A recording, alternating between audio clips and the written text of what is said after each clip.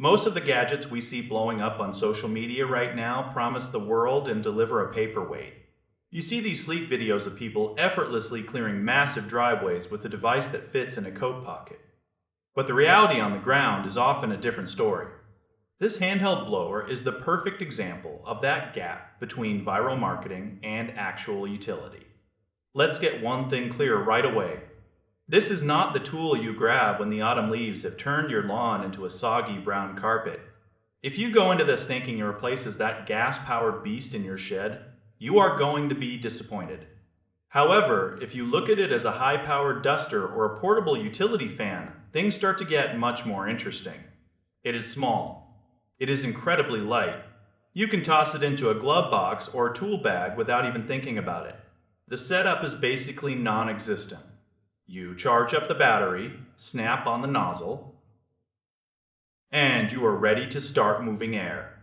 There is no cord to trip over and no heavy engine to lug around. For clearing out a dusty workbench or blowing the crumbs out of your car seats, it is actually pretty fantastic. It excels at those little annoyances that are too small for a shop vac but too annoying to ignore. Think about your keyboard.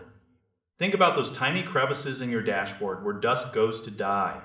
This device handles those spots with ease. It makes you realize how much dust we usually just live with, because pulling out a giant vacuum is too much work. You can actually feel the airflow as a concentrated stream that targets exactly what you pointed at, rather than a broad, weak gust. But there is a ceiling to what it can do. When you step outside onto the patio, its limits become obvious. It moves dry leaves just fine. It clears off a light dusting of grass clippings after you mow. But the moment those leaves get a little bit of moisture or the pile gets more than an inch deep, the motor starts to show its limitations. It just does not have the raw torque to move heavy, wet debris. Then there is the battery situation. You're looking at about 15 to 30 minutes of runtime. That sounds like a decent amount of time until you are halfway through a task and the power starts to dip. It is designed for sprints, not marathons. You use it for 2 minutes here and 5 minutes there. If you try to use it for a full yard cleanup, you will be heading back to the charger before you even make a dent. Then we have the noise. For something so small, it has a surprisingly sharp, high-pitched whine.